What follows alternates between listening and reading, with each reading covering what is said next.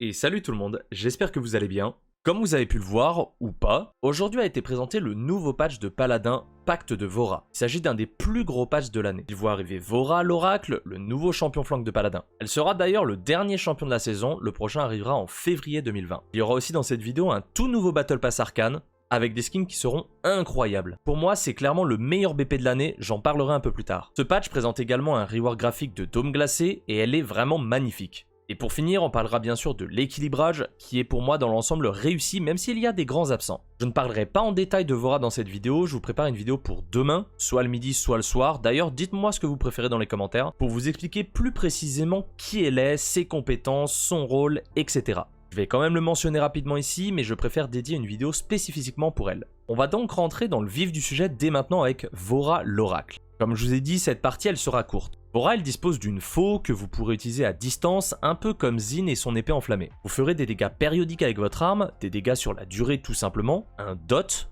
et vous avez différents types de projectiles. Un projectile faible, un projectile moyen et un projectile puissant, qui selon le chargement du tir fera plus ou moins de dégâts. Vora c'est un personnage qui a une mécanique intéressante, elle a des charges de ténèbres, et selon le nombre possédé, vos compétences elles auront des effets supplémentaires, notamment avec son clic droit oblitération qui vous fera faire plus de dégâts en plus de ralentir. Elle dispose d'une bonne mobilité, avec une compétence de mouvement assez proche de Grover qui pourra se fixer sur les ennemis. Et elle a aussi un sustain intéressant de par ses charges de ténèbres et sa compétence sombre siphon. Son ultimate quant à lui c'est une execute. Si la cible elle a moins de 66% de vie, elle sera exécutée sans rien pouvoir faire. Sur le papier, les mécaniques de Vora elles semblent super intéressantes et j'ai vraiment hâte de la tester pour vous la montrer. Elle me semble être un peu forte tout de même, mais c'est assez dur de juger sur une description sans avoir réellement vu et réellement testé. Vous en pensez quoi de votre côté? Sur le plan visuel et sur ses compétences bien sûr. On rentrera en détail dans une autre vidéo pour ça parce qu'on n'a pas parlé des talents ici par exemple. Comme je vous ai dit, je vous réserve ça pour demain. On va maintenant passer à la catégorie des skins. Comme indiqué précédemment, il y aura un tout nouveau Battle Pass, mais pas que. D'ailleurs, on commence avec Vora directement qui n'arrive pas toute seule. Et oui, dès sa sortie, vous pourrez vous procurer son skin Conquérante Galactique. Il sera disponible à l'achat direct pour 800 cristaux, comme on a pu avoir pour Corvus Firelord à sa sortie.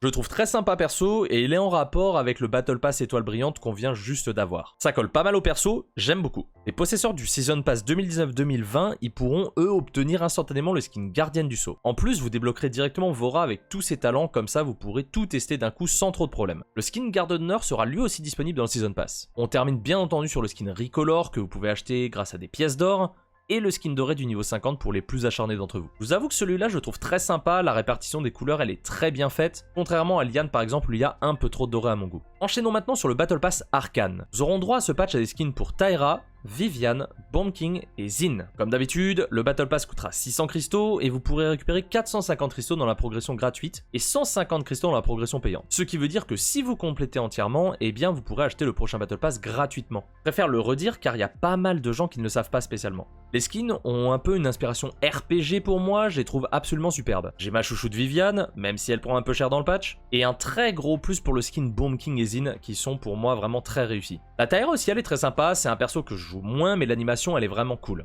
Je trouve que le travail fait sur les skins est de mieux en mieux depuis cette année et on arrive vraiment à une excellente qualité. Après, ça reste mon avis. Comme d'habitude, avec les 100 niveaux du Battle Pass, contre 120 actuellement, eh bien vous gagnerez différentes récompenses à chaque niveau. Des sprays, des avatars, et j'en passe. Et vous pourrez même obtenir les recolors des skins que je vous ai mentionnés juste avant. Comme on a pu le voir dans les précédents patchs, ça change pas. Alors il n'y a pas autant de recolors que pour le précédent BP, c'était un test qui collait bien avec l'ancien thème. Je sais pas si ça est quelque chose qui pourra peut-être revenir à l'avenir. Pour terminer sur les skins, il n'y aura pas de skin doré à ce patch. Alors je sais pas pourquoi. Par contre, il y aura du contenu qui se débloquera plus tard comme on l'a eu avec le Genos Sirène il y a peu. Il s'agit d'un skin pour Rome et ce sera un Rome Krampus. Alors personnellement je connais de par des films, mais je vais quand même préciser la référence pour ceux qui ne l'ont pas. Krampus c'est une créature mythique anthropomorphe et munie de cornes, qui est généralement mi-chèvre et mi-démon, et remi-chèvre derrière. C'est bon, vous avez vu la ref. Et il est pas mal présent plutôt dans l'Europe centrale et l'Europe de l'Est. Il a généralement le rôle un petit peu du père fouettard que nous on peut connaître aux alentours de Noël. En réalité c'est les enfants qui n'ont pas été bien sages, qui se sont pas bien comportés pendant toute l'année, et bien ils auront la visite de Krampus et ils auront pas un beau cadeau et ils se feront un petit peu gronder. Généralement il est plutôt associé à Saint-Nicolas plutôt que le Père Noël. Et merci Wikipédia. Non mais pour de vrai je le connaissais mais j'ai préféré vous apporter quelques détails. Je trouve le skin très sympa, ça m'arrive de jouer héros mais c'est clairement le genre de skin qui me plaît. Moi tout ce qui tourne autour de Noël, je kiffe. Tour très rapide sur les coffres, il y en aura deux nouveaux. Le coffre Redoutable Héroïne qui sortira le 4 novembre et le coffre Science-Fiction qui lui sortira le 25 novembre. Je laisserai le lien du patch note pour voir ce qui s'y trouve à l'intérieur, mais pour pour le dernier, on y retrouvera notamment le nouveau skin Vora ou bien encore une monture. On referme la parenthèse des skins et on va maintenant parler très rapidement du rework visuel de Dôme Glacé. Alors à la base, la map je l'aime pas du tout, visuellement parlant elle était très classique, c'était principalement des blocs de glace, mais alors là, mamma mia, elle est vraiment trop belle. Elle me fait pas mal penser à des résidences vikings, des grands halls, ça me rappelle d'ailleurs le royaume de Midgard dans Dark Age of Camelot pour les plus vieux d'entre vous. Si vous connaissez pas, tapez ça sur Google.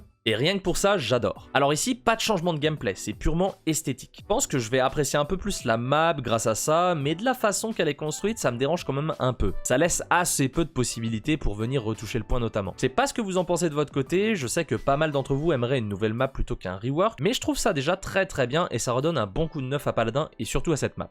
Avant de passer au gros du patch avec l'équilibrage, on va parler de la ranked et de quelques ajouts au jeu. Il y aura donc un nouveau split, et qui dit nouveau split dit partie de placement à refaire. Concernant les rotations des cartes, Dôme Glacé et Pic de l'Ascension vont faire leur retour dans les maps disponibles. Très content pour la seconde, elle me manque pas mal, c'est une carte que j'affectionne particulièrement. Pour Dôme Glacé, assez logique vu qu'elle vient de ressortir rework, on testera tout ça. Par contre, quelle énorme tristesse pour l'une des deux maps sortantes. Nous n'aurons plus Bazar, assez étrange sachant que Vora et son lore proche de Hayo a un lien avec cette carte, et ça c'est une bonne nouvelle parce que je l'aime pas trop. Et c'est Mangrove qui ne sera pas dans cette rotation, ma map favorite qui pendant plusieurs mois ne pourra pas être jouable. Quelle déception immense. Ok, j'en rajoute peut-être un peu. Mais vraiment, je suis giga triste. Oh, je vais me faire une raison, hein, mais bon, ça me fait quand même mal au cœur. Dans la partie générale, je voulais vous mentionner quelques points intéressants. Le scoreboard manette sera amélioré, il permettra notamment aux joueurs de voir le deck des alliés et des ennemis, ainsi que les talents. Je joue pas sur console, mais j'ai souvent entendu parler de soucis comme celui-là, donc j'espère que ça vous plaît. Il y aura certains éléments d'interface améliorés comme les recommandations, les quêtes, les modes de jeu, ou encore les parties perso pour que ce soit plus simple à naviguer, et plus plaisant aussi. Et le point sur lequel je voulais insister, c'est une nouvelle feature concernant la boutique en jeu. Avec le patch Pacte de Vora, vous pourrez annuler un achat fait dans votre base tant que vous n'avez pas quitté le menu des objets. Ça peut arriver à tout le monde, un misclick, et c'est très chiant. Et bien là, vous pourrez annuler si vous n'avez pas quitté la boutique pour prendre votre bon objet. C'est vraiment un détail, je sais, mais ce sont ces détails qui font qu'il y a des améliorations générales de Paladin. C'était ma petite parenthèse, maintenant on va passer à la partie qui vous intéresse le plus pour certains, l'équilibrage. On commence directement avec Androxus. C'est son talent Révoleur Maudit qui va être affecté puisqu'il verra ses dégâts diminuer à plus de 100 unités de distance, passant de 75% des dégâts à 65% des dégâts max de l'arme. C'est ce qu'on appelle le Damage Fall Off. Plus vous êtes loin, moins vous ferez des dégâts, et bien ce sera encore plus important ici. Le potentiel de Androxus il est quand même à plus courte distance, donc je pense pas que ce nerf l'affecte énormément. On continuera toujours à le voir nous botter les fesses selon moi. Seul changement sur le tueur des dieux, pour ceux qui avaient peur qu'il soit trop nerf, vous vous en sortez très bien. On peut pas en dire autant pour tout le monde. On passe maintenant à Corvus. Si vous suivez Adana sur Twitter, vous avez probablement déjà vu un changement qui va être appliqué sur sa carte du drain de vie. En effet, Grand Dessin vous permettait de vous procurer 25% de drain de vie à un allié marqué, donc 5% par point investi dans la carte. Et bien maintenant, la carte donne 3% de drain de vie uniquement, pour un maximum de 15% de drain de vie. Je pense que c'est toujours fort, mais c'était pour moi un nerf totalement nécessaire. Le champion il est omniprésent, et ça rend d'autres persos assez forts, notamment des Viviane, des Victor ou encore des Zin qui vont pouvoir bien mieux sustain avec ça. Il y a aussi un autre changement sur sa carte, le prix du salut, qui augmentera les PV rendus par votre soin, mais la durée passera de 2 à 1 seconde. On soignera plus, mais sur une plus courte durée, donc les valeurs changent un peu. Et ce qui compte, c'est les valeurs. C'était un nerf obligatoire pour moi, mais ça le tuera pas, loin de là, mais ça le rend plus équilibré quand même. Petit point sur Grok, mais ça sera pas long. Il s'agit de son totem, ce qui lui permet de le placer plus facilement si vous sélectionnez une paroi. C'est plutôt une amélioration de qualité de vie pour rendre ça moins embêtant à utiliser. Mais pas tergiverser plus que ça sur lui, parce qu'il n'y a rien d'autre. Sur Grover aussi, ça va être assez rapide, et celui-ci, c'est un changement demandé par l'Assemblée des champions. Il s'agit de sa hache de lancer, et j'aime beaucoup le principe. À présent, l'augmentation des dégâts selon la distance parcourue fonctionnera aussi sur les boucliers et les éléments déployables. Là où c'était impossible avant, un Grover pourra mettre des bons dégâts à un Fernando ou un Barrick de loin, ou même sur Luna. C'est pas un énorme changement, mais ça peut clairement changer la donne dans certains fights où Grover va pouvoir poke avec sa hache tout en mettant à mal les boucliers adverses. Ça peut laisser la place à votre équipe pour faire autre chose et ne pas se concentrer sur ça. On arrive maintenant au changement un peu plus conséquent et on commence directement avec Imani. J'ai un peu peur que ces changements la rendent moins viable, mais j'espère me tromper.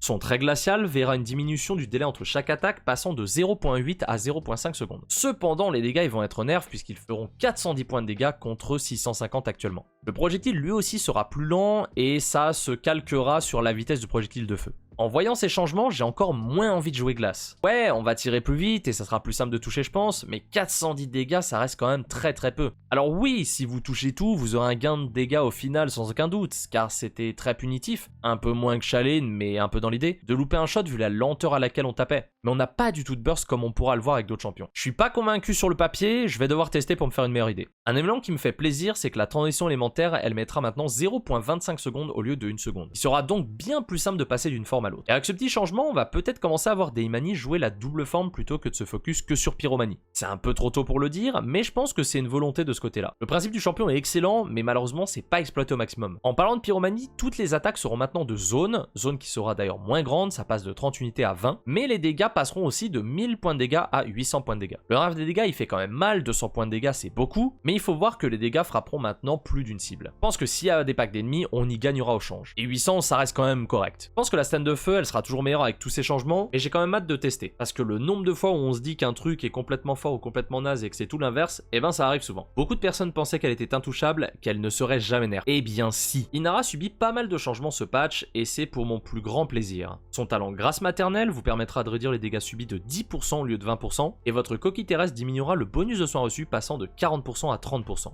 Ce sont les changements qui selon moi font le plus sens. Elle restera très forte, mais elle tankait beaucoup trop par rapport à un Barrick et un Terminus. Là, ça rééquilibre un peu la balance et ça la met dans une position où oui, elle sera toujours forte, mais moins qu'avant. J'espère que sa domination va cesser et qu'on verra d'autres tanks surgir comme Nando par exemple. On commence d'ailleurs un petit peu à voir. La carte Rocher Escarpé, qui permet à Inara de se heal une fois un pass activé, verra son CD être réduit de 10 secondes à 5 secondes. C'est pas si ça suffira à jouer le talent du double wall avec le nerf de grâce maternelle, mais ça sera clairement à tester. J'aime personnellement beaucoup les changements sur Inara car actuellement elle peut solo un DPS ou un flank sans trop de soucis, ce qui est pas non plus normal pour un tank point je pense. Ces changements ça va pas tuer Inara du tout, mais ça va lui mettre un coup tout de même. Passons maintenant à Lex. Il va subir des petits changements qui selon moi vont le rendre un peu plus viable, mais ça sera pas vraiment le meilleur quand même. La compétence glissade pourra être utilisée dans les airs. Je trouve que c'est très bien, ça dépendra comment ça va se passer, mais ça peut permettre à Lex d'atteindre des endroits plus facilement, et surtout sa compétence de mouvement sera plus efficace et moins prévisible. Parce qu'actuellement tu glisses au sol et tu sais à peu près où tu vas aller. C'est ce que je pensais comme changement depuis un moment, comme un peu pour Talus et sa charge qui pourrait aller en diagonale, alors sauf que lui c'est pas le cas. Je pense que ça va dans le bon sens. L'autre changement de Lex ça concerne sa compétence châtiment, puisque maintenant la cible prioritaire sera l'ennemi avec la plus grande série d'élimination à moins de 150 unités de Lex. S'il n'y a aucun ennemi qui correspond à ces critères, la nouvelle cible sera celle avec la plus grande série d'élimination n'importe où sur la map. Et Châtiment ne pourra plus cibler 2 fois de suite le même joueur. Bon, je vais pas vous la faire à l'envers, Lex c'est pas mon champion de prédilection et vous le savez. Mais sur le papier ça semble être des changements intéressants et positifs. Je pense tout de même que le perso reste faible par rapport à un Zin ou un Andro. Après, en dessous de diamant je pense que vous pourrez complètement carry avec. Je sais que vous en attendez beaucoup pour lui, et moi aussi. Je parle bien sûr de Makoa. La compétence vrille de Carapace verra ses dégâts augmenter, passant de 150 à 500 points de dégâts. Up plus que considérable, un petit peu comme le précédent patch avec Fernando et sa charge. Le CD de son bouclier Carapace baisse de 1 seconde, ça le passe de 15 à 14 secondes de CD. Le dernier up concerne sa carte Barrière de Corail, qui permet à votre bouclier Carapace de se recharger 5 secondes plus vite par tranche de 2500 de dégâts absorbés. Ça, c'est ce qui se passe actuellement. Mais avec le up, eh bien, il faudra uniquement 500 points de dégâts. Mais la réduction de temps de recharge de sa compétence, elle est changée elle aussi, maintenant ça sera 0.2 secondes par point investi contre 1 seconde avant. Donc ça revient quasiment au même. Sauf qu'actuellement, les personnes savent qu'il ne faut pas taper le shield de Makoa, du coup il aura jamais son reset de CD. Avec ce changement, il aura plus de facilité à avoir moins de temps avant de réavoir son bouclier. On garde les deux meilleurs pour la fin, et puis parce que leur nom est à la fin par ordre alphabétique, tout simplement. C'est l'heure de parler de notre vulpin préféré, Pip. Oui, vous avez bien entendu, Pip se fait buff à ce patch. Son talent médecin de bataille soignera maintenant de 750 contrairement à 700 actuellement. Petit up certes, mais 50 points supplémentaires, ça peut clairement faire la différence. Son talent catalyseur, lui, voit la durée du bonus de dégâts être augmentée, ça passe de 3 à 4 secondes. Pour terminer, sa carte As de l'évasion augmentera sa durée de légèreté, passant de 0.2 secondes par point investi à 0.4 secondes. Je peux pas vous dire qu'il sera méta, car comme vous le savez, ou pas d'ailleurs, le principal problème de Pip il réside dans sa hitbox avec sa tête et du coup il est très facile à tuer, surtout quand tu joues Viviane ou Victor. Et je pense que médecin de bataille peut être sous-estimé même si c'est pas le meilleur, ça peut surprendre. J'ai fait une vidéo dessus d'ailleurs il y a pas longtemps si vous voulez aller la voir. C'est un champion que j'aime beaucoup, j'aime énormément son kit et surtout son ulti, et peut-être qu'on le reverra en catalyseur en second support comme on a déjà vu il y a quelques patchs, ça pourrait être assez intéressant. Vu que c'est la méta double support avec un support focus sur l'île et l'autre un peu plus des dégâts, ça pourrait coller. J'ai envie de dire wait and see et hâte de tester. On passe maintenant à un champion qui se prend up sur up et pourtant il reste très peu joué. Alors je commence à le voir de plus en plus, mais c'est un peu comme d'en bas, il faudrait que les gens s'en rendent compte. Je parle bien sûr de Shaline. Sa compétence pluie de flèches obtient une diminution du temps de recharge passant de 15 à 13 secondes. Sa carte pied sur terre qui vous permet de récupérer des HP pendant votre pluie de flèches augmente la valeur du soin reçu, ça passe de 50 à 60 PV. Donc maintenant vous pourrez gagner 300 points de vie contre 250 avant. C'est un up que je comprends pas personnellement car en l'état Shaolin il est extrêmement efficace et fort selon moi. Et je sais que pas mal le pensent aussi mais pourtant il est peu joué. Ça vient très probablement des drops FPS qu'il procure chez certains joueurs mais attention à pas le rendre trop fort. Tiberius va lui aussi recevoir un petit up ou plutôt une qualité de vie améliorée. Et c'est le seul souci que je vous mentionne quand je le joue, c'est sur son jump qui est un petit peu bizarre à utiliser. Et bien à présent il sera plus facile de choisir la destination du bon. Malheureusement on n'a pas plus d'infos mais je pense qu'il sera plus simple de se diriger avec sa compétence de mouvement. Vous vous doutez bien que je suis heureux parce que ce qui arrive va me rendre très triste. Non vous inquiétez pas, je suis quand même content. Faudra que je teste le petit père Tiberius. Les deux prochains champions sont omniprésents. Que ce soit sur manette ou clavier souris, ils sont des plaies et beaucoup s'en plaignent. Ne craignez rien, ils ont été nerfs. Bon, est-ce que ça suffira? Seul l'avenir nous le dira. On va maintenant parler de Victor. Son talent feu nourri verra ses dégâts par tir être diminués, passant de 220 à 200. De plus, la portée maximale pour que le damage fall off ne soit pas effectif passe de 200 à 175 unités. L'autre changement concerne les dégâts de damage fall off justement, vous ferez 65% des dégâts normaux contre 59% à l'heure actuelle. Alors là vous allez me dire mais c'est un up. Mais il faut savoir qu'il s'agit de 65% de 200 dégâts contrairement à 59% de 220 dégâts. Donc ça rééquilibre le tout plus que ça n'augmente les dégâts. Donc au final c'est un très bon nerf pour Victor. Je le disais, c'est feu nourri qui rend le champion un petit peu broken et j'y serais même allé un peu plus franco sur les dégâts. Ça fait quand même 60 points de dégâts en moins par rapport à avant, il va toujours pouvoir mettre de la pression je pense, mais peut-être que ce sera moins important. J'ai du mal à me le représenter pour le moment, mais pour moi ça va dans la bonne direction pour ce champion. Encore peut-être un ou deux changements et on sera bon. Personnellement j'aimerais beaucoup que le talent grenade revienne à la mode, mais bien sûr pas aussi pété qu'avant. On va terminer cette liste de buffs et nerfs avec Viviane. Vous êtes peut-être déjà un petit peu spoil avec le tweet de Adanas, mais ça reste le nerf le plus important du patch et soyons honnêtes, il le fallait. Et oui, il faut être objectif. Comme pour Victor, c'était devenu une championne omniprésente 100% de pique ou ban de par sa puissance, tout du moins dans mes ranked. Le premier changement concerne son bouclier déflecteur qui voit ses HP, si on peut les appeler comme ça, passer de 1400 à 1200. Il sera donc plus simple de le détruire. Le deuxième changement concerne lui les dégâts des sentinelles, son ulti, qui fera 150 points de dégâts contre 200 points de dégâts actuellement. Alors déjà que ça se détruit facilement quand on sait jouer, là ça va piquer. Les trois autres changements concernent les cartes de son deck. Sur contingence, qui vous permet d'augmenter les points de vie de votre shield, et ben ça va passer de 170 points de vie ajouté au shield par point investi à 125. Votre shield du coup il va avoir une moins grande durée de vie. La carte un train d'avance, elle diminue votre bonus de vitesse de déplacement passant de 6% par point investi à 4%, 30% contre 20% maximum. Viviane c'est un champion qui n'a pas de mobilité de base avec ses compétences, donc elle aura encore plus cet aspect lent et tourelle qui ne bouge pas. Il sera bien plus simple de la rattraper. Enfin, la carte bouclier mystère qui vous permet de rediriger des dégâts vers le bouclier déflecteur est également nerf. La proportion passe de 10% par point investi à 8%, 50% contre 40% maximum. Personnellement, je joue avec 40% dans mon deck en mettant que 4 points dans la carte, et bien je devrais aller aux 5 points si je veux continuer comme ça. Viviane, elle prend extrêmement cher ici, elle sera plus difficile à jouer de par son placement. Je parle pas de laisser le clic gauche appuyé, hein. Alors ses dégâts en eux-mêmes avec son arme ne seront pas touchés, il y a que son nul pour ça, mais c'est plus pour le setup autour que ça va faire mal. Moins de mobilité, un bouclier qui résiste moins, Viviane, elle va se prendre une assise dans la tête et ça sera pas si évident que ça pour elle. Tout du moins ça sera plus difficile que maintenant. Même si j'adore le champion et qu'elle vient de recevoir un nouveau skin, je pense que c'était nécessaire pour la méta et pour l'équilibrage.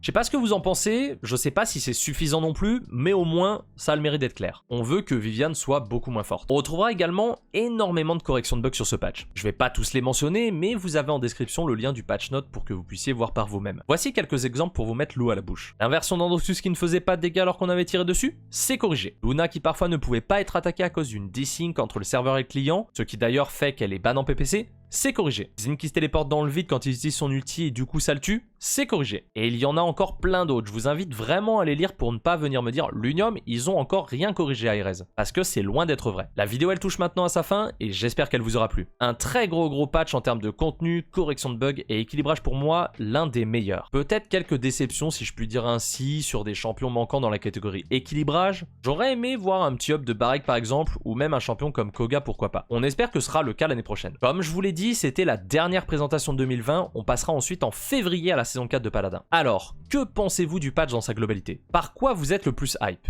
Vora, le Battle Pass, Dôme glacé ou l'équilibrage? Ou même autre chose, hein? N'hésitez pas à me le dire en commentaire. Si la vidéo elle vous a plu, n'hésitez pas à la partager non plus et à lâcher votre meilleur pouce bleu, ça m'aide énormément. Tout comme un abonnement à ma chaîne YouTube si ce n'est pas déjà fait, comme ça vous serez notifié de mes prochaines sorties de vidéos. En général, je sors 3-4 vidéos par semaine. En tout cas, de mon côté, pour ce patch, je suis hypé comme jamais. Demain, il y aura très probablement une vidéo plus spécifique sur Vora et ce week-end, si le PTS sort, on ira la tester, on fera un gameplay dessus. Je vous souhaite à toutes et à tous de passer une excellente soirée, une excellente journée ou un excellent week-end, ça dépend quand vous regardez la vidéo. Je vous fais des bisous et je vous dis à très vite, ciao ciao.